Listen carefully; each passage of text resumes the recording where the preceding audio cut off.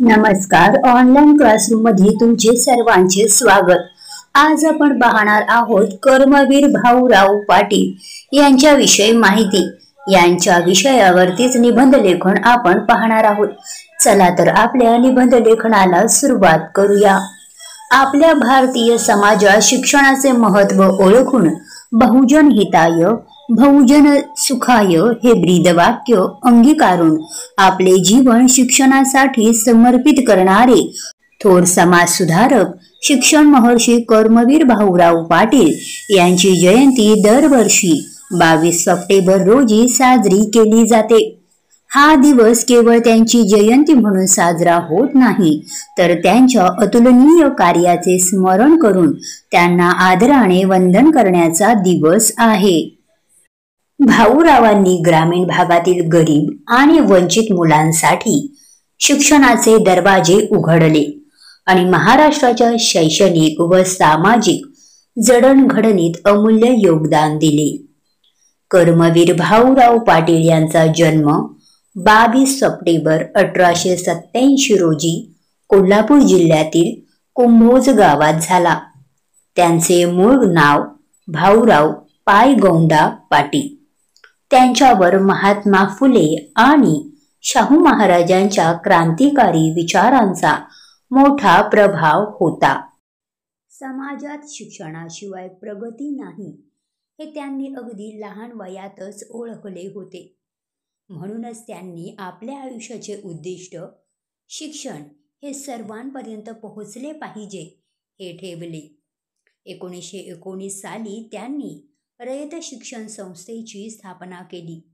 या संस्थेच्या माध्यमातून त्यांनी ग्रामीण भागातील मुलांसाठी शाळा सुरू केल्या। विशेष म्हणजे त्यांनी कमवा आणि शिका ही अनोखी योजना सुरू केली। ज्या मुलांना शिक्षण घेण्याची इच्छा होती पण आर्थिक परिस्थितीमुळे ते शक्य नव्हते, अशा मुलांनी स्वतः काम करून शिकावे अशी त्यांची भूमिका होती। या उदात्त कार्यासाठी त्यांनी स्वतःच्या घराची जागा विकली, पत्नीच्या मंगळसूत्रासह अनेक वस्तू विकून शिक्षणासाठी निधी उभा केला। त्यांचा हा त्याग असामान्य होता। त्यांनी समाजातील सर्व स्तरातील लोकांना शिक्षणाचे महत्त्व पटवून दिले आणि त्यांना या कार्यात सहभागी करून घेतले। शिक्षण हे वाघिणीचे दूध आहे असे ते नेहमी म्हणत। त्यांच्या याच ध्येयामुळे हजारो मुले शिक्षित झाली आणि त्यांच्या आयुष्याला नवी दिशा मिळाली। कर्मवीर भाऊराव पाटील यांनी केवळ शाळा उघडल्या नाहीत, तर शिक्षणातून चारित्र्य आणि संस्कार कसे दिले जातात यावर भर दिला। त्यांच्या मते शिक्षण म्हणजे केवळ पुस्तकी ज्ञान नाही, तर ते मुलांना स्वावलंबी बनवणारे आणि समाजासाठी उपयोगी पडणारे असावे। त्यांनी स्थापना केलेल्या रयत शिक्षण संस्थेच्या आज महाराष्ट्रभर हजारो शाखा आहेत। या संस्थातून लाखो विद्यार्थी ज्ञानार्जन करत आहेत आणि समाजात महत्त्वाच्या पदावर कार्यरत आहेत।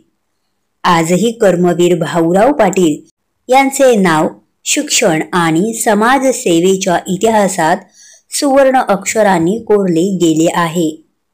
त्यांची जयंती आपल्याला त्यांच्या त्यागाची, दूरदृष्टीची आणि निस्वार्थ सेवेची आठवण करून देते। त्यांचे कार्य आपल्याला हेच शिकविते की जर दृढ इच्छाशक्ती असेल तर कोणतीही गोष्ट अशक्य नाही। त्यांच्या कार्याला सलाम करण्यासाठी आणि त्यांच्या विचारांचे पालन करण्यासाठी त्यांची जयंती हा एक महत्त्वाचा दिवस आहे। खऱ्या अर्थाने कर्मवीर भाऊराव पाटील हे एका व्यक्तीचे नाव नसून ते एका विचारधारेचे नाव आहे।